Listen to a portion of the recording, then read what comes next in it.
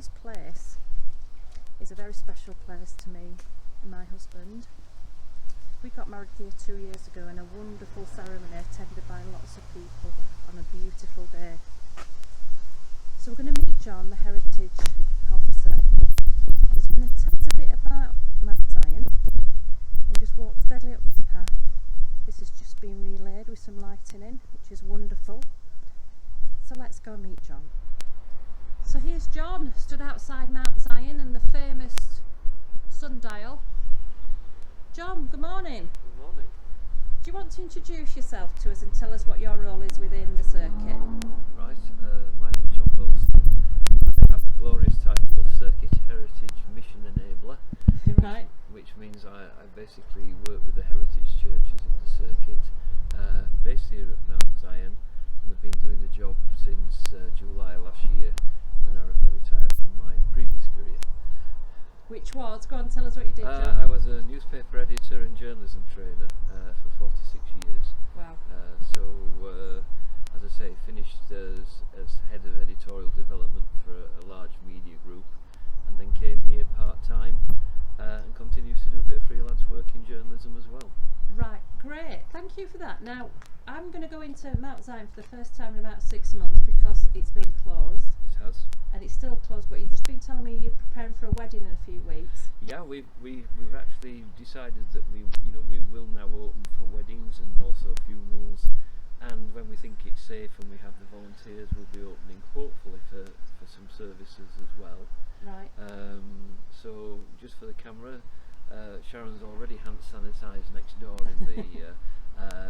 in the cottage, and we've already, as I say, started putting measures in place here. Ooh. So there are plenty of signs, plenty of tape. Can we have a look? You Can can we indeed go come in in. then? I'll follow you at a safe distance.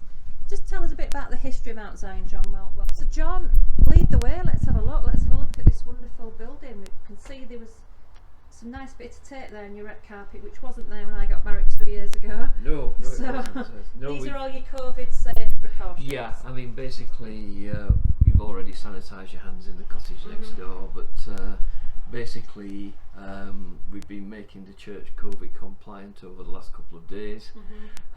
So we have all sorts of measures in place. So when you walk in, certain areas that have been taped off because obviously we don't people are there.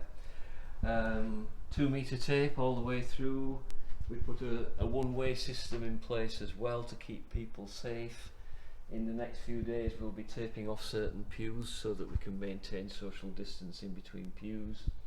And of course down at the front there's more hand sanitizer, there's antiseptic wipes, and even to the point where if you come round here, you can see that when we have a wedding, and we have one coming up, that actually we've already sort of marked the spot for the bride and groom to make sure that they can social distance from everybody else as well, and the microphone's set up for them to do their vows. So and they don't have to wear a mask, I believe. No, minister.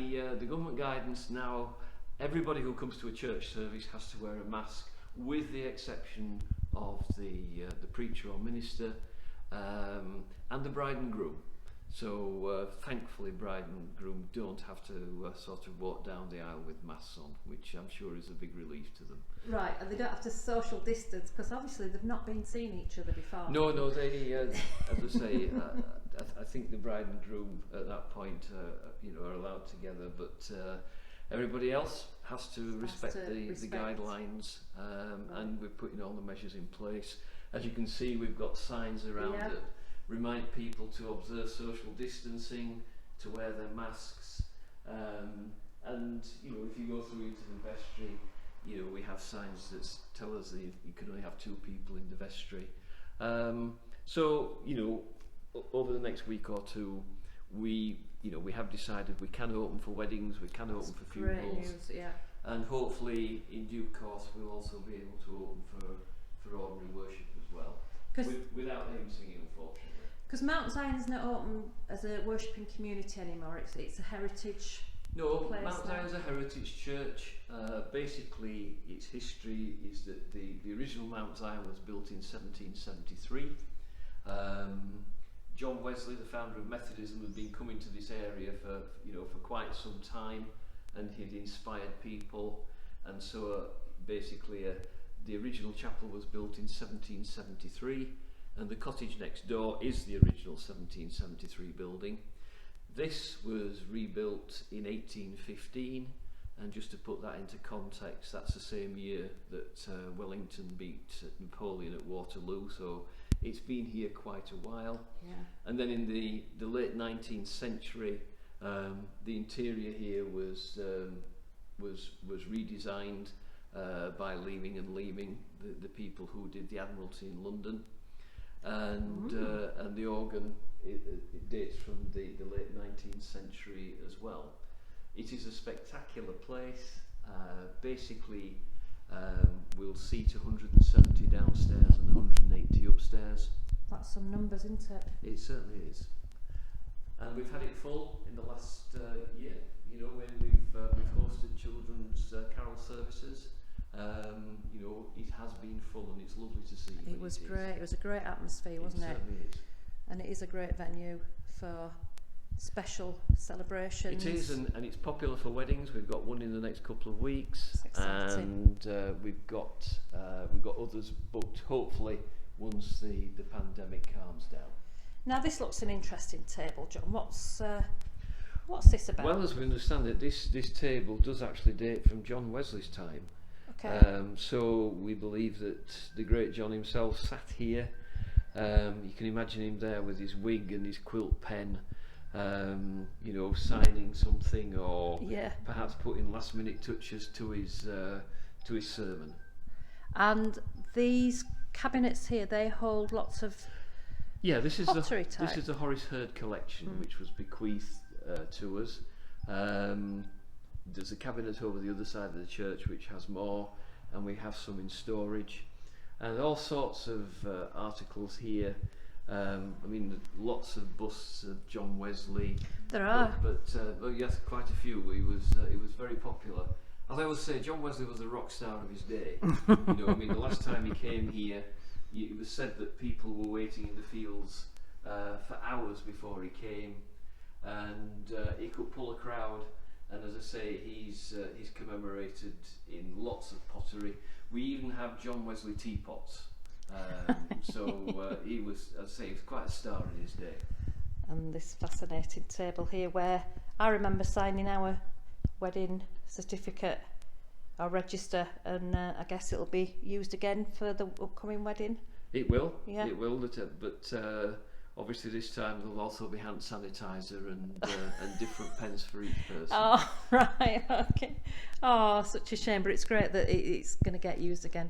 And it's interesting that the contradiction between our friend there, Mr. Wesley, and wear your mask. So we're just going to go into this little room now, and there it goes. It's the vestry. So John, what's the vestry? What would have happened in here? Yeah, well, this is where basically the preacher comes before they start the service. We'll usually sit in here with the steward, usually have a prayer before they go into church. So it's really where the preacher collects the thoughts.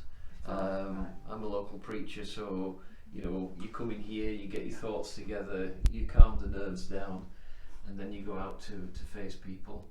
And what you're looking at now is basically the seating plan. This fascinates people. We had some American visitors in last year who had never seen anything like it. And basically, in days gone by, people used to pay pew rent. So they, you know, in churches, you could literally pay to have the best seat in the house. Wow. And It's so, a bit you know, blurred. I'll try and get close up. That's better. this is a remnant of the days when people, you know, would have their peg and would pay for their pew. And you do see these, but this is one of the best I've ever seen. Fantastic. All are welcome, yeah, as long as you've got the money. Thankfully that's changed. When was this in use up to? Do you know about that? I don't. No. No. I'd say you know, it was here, and it's had pride of place in the vestry since I came here. We do possess another one from another church, which is in storage. But this is a pristine example.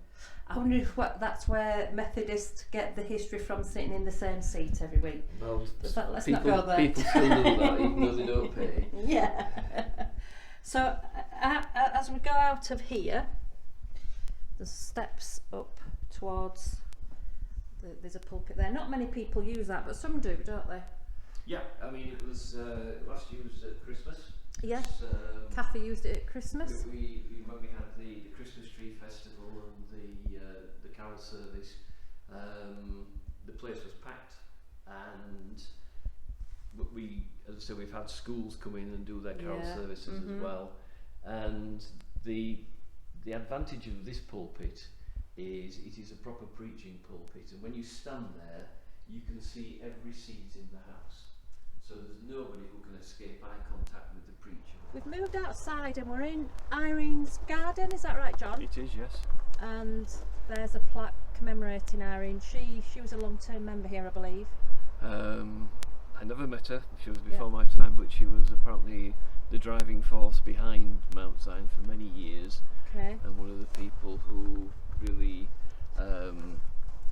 sort of developed it as a heritage church, and she left a bequest, and basically this was opened in 2014 and provides a lovely little haven for people to come and sit on.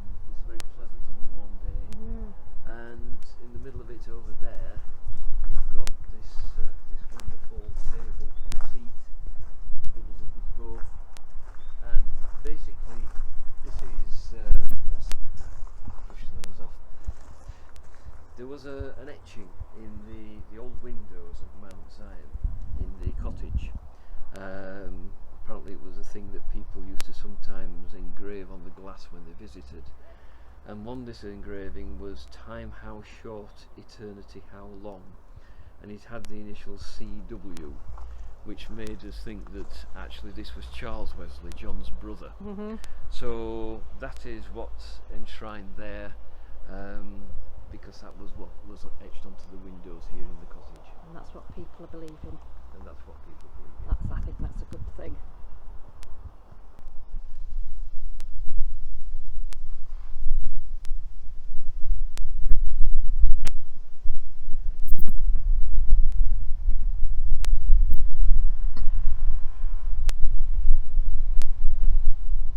John, thank you. That's been My really pleasure. interesting. We've been asking people for prayer requests throughout the COVID stories. Have you anything that you'd like to add today? I think the thing that's struck me through all of this is the effect that COVID's having on young people. And it is something that you and I talked about earlier on, but actually both my kids are teachers, my wife works in a school, and I don't think that we've really come to terms with how much impact this will have had on the young, not just through exams but through missing friends. You know, a lot of the things that would normally happen in summer haven't happened for them. You know, the sort of leavers parties and the proms and all these things, and I think it's going to certainly have a fairly long lasting effect. So I think if we can remember young people and all that they've been through, because they are resilient and they will bounce back, but I do think that they've had a fairly rough deal this year. I absolutely agree. And Charles Wesley was a prolific hymn writer. They both were in some respects. Have you got a favourite tune or hymn that you go to, especially in difficult times, as music to you? I have a very long list of things that keep me going.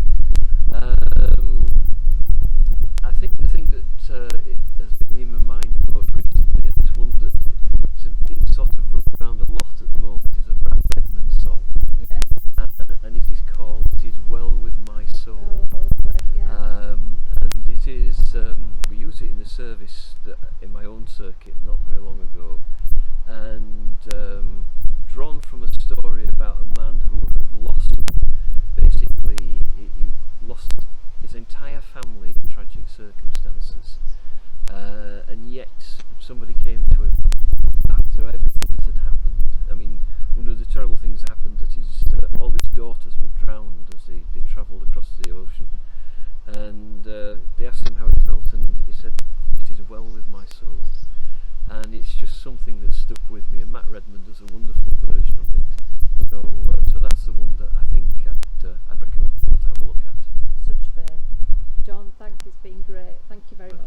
you.